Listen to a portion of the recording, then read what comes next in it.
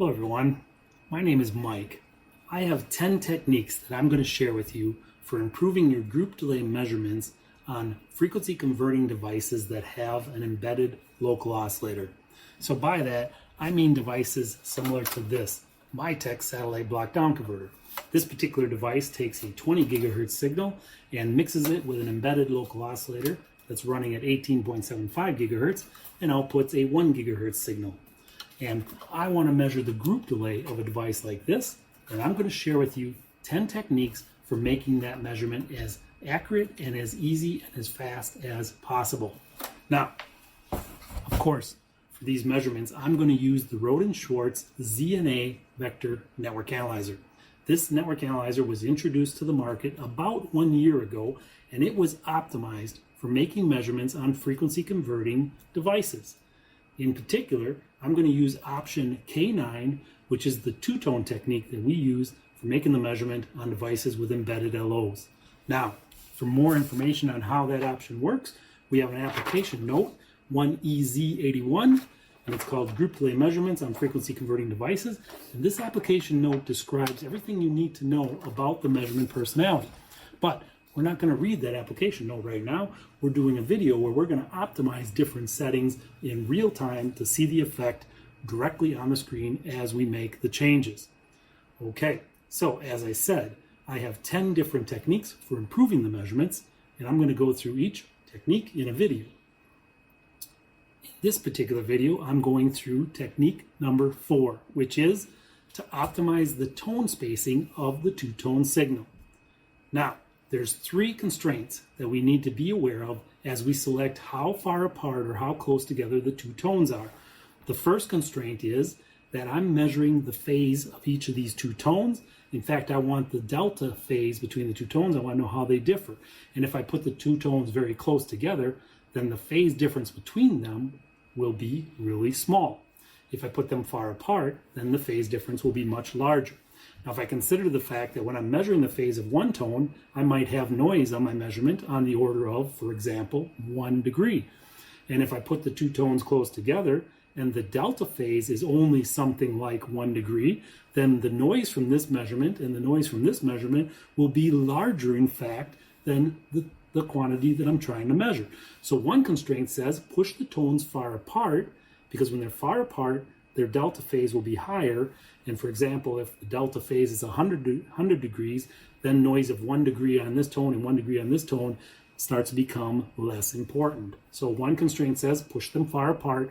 Let's get the delta phase up so it's nice and high. That way we're immune to noise. Okay, but we have a second factor to consider, and that is as we move the tones apart and the delta phase gets larger and larger, at some point it's going to exceed 360 degrees.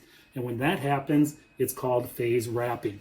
And if it happens, I can no longer tell the difference between two tones that have a phase delta of, for example, 10 degrees, or two tones that have a phase delta of 370 degrees. So I don't want to go so far apart that I cause phase wrapping to occur.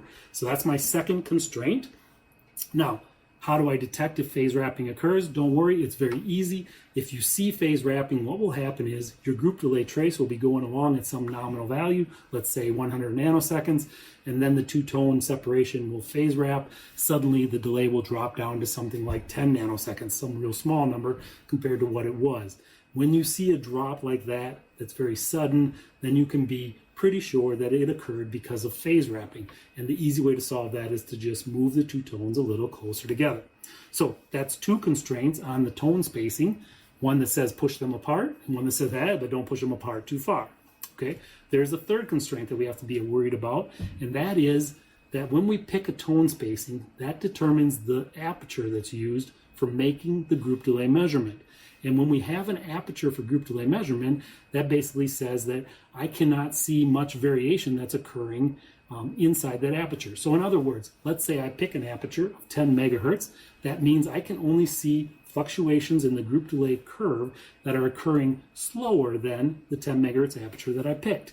If there's a peak in the group delay that occurs over a 1 megahertz span, then my 10 megahertz aperture would not be able to see that. So I need to pick an aperture that's narrow enough that I can see the details of the group delay variation that is occurring in the device under test. Now for that, how do I optimize that setting? How do I know if my aperture is okay? Well, that's also easy. You just make several measurements with different apertures.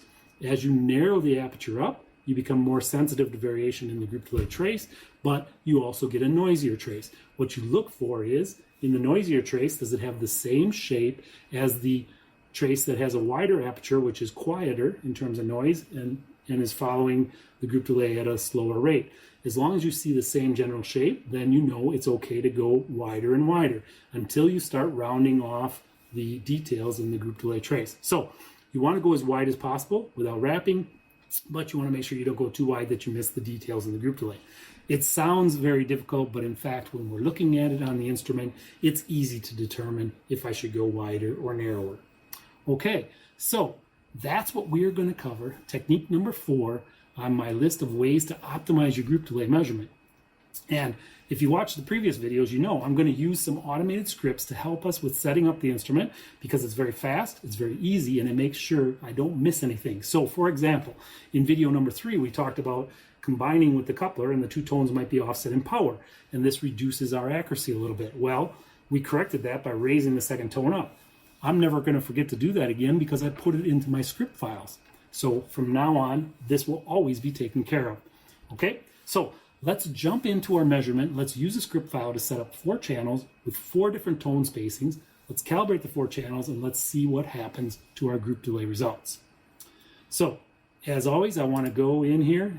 I'm going to exit this first. And I'm going to preset the instrument. I'm going to show you how this looks from scratch. Okay, so to launch the program, the GPIB Explorer, I go to this application key and it shows up right in the list, GPIB Explorer. I open it up. I'm going to make it full screen on this little window, and then I can say File, Open Script File. Now, this is number 4, optimizing tone spacing, so I labeled it as such. So we run that script file. When we open it up, it tells us, okay, we're running number 4. We say yes. This is going to create 4 channels, and it asks us to connect the calibration mixer so we can calibrate all 4 channels under the same conditions, with one variable being the tone spacing. So it's already done. We can say okay. And now we can take a look at what we have. So as I mentioned, 4 channels. This first channel has a delay, a 2-tone aperture or spacing of 1 megahertz. The second channel is 5 megahertz. The third channel is 20 megahertz. And the fourth channel is 50 megahertz. So what we immediately notice is with a 1 megahertz spacing, the trace is very noisy. And that's because as we get closer and closer together, there's a bigger contribution of noise from each of these 2 tones relative to the delta phase between the tones. And as we separate them, that noise contribution becomes a smaller and smaller percentage of the overall measurement.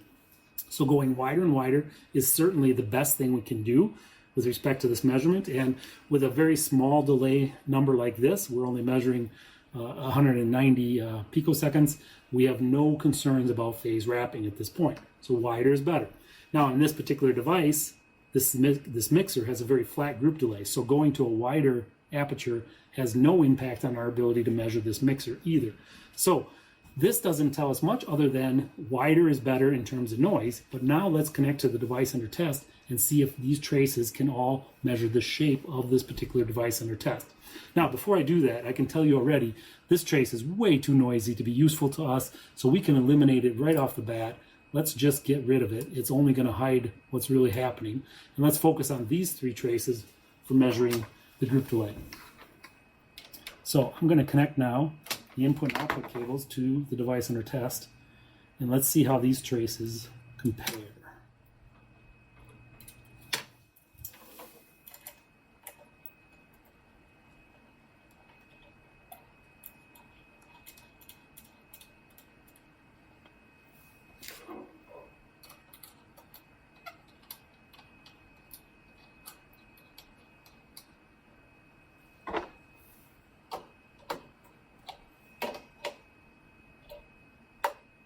All right, so for comparison purposes, let's couple these scales so everybody has the same scale, and let's get the trace on the screen, and let's zoom in just a little bit.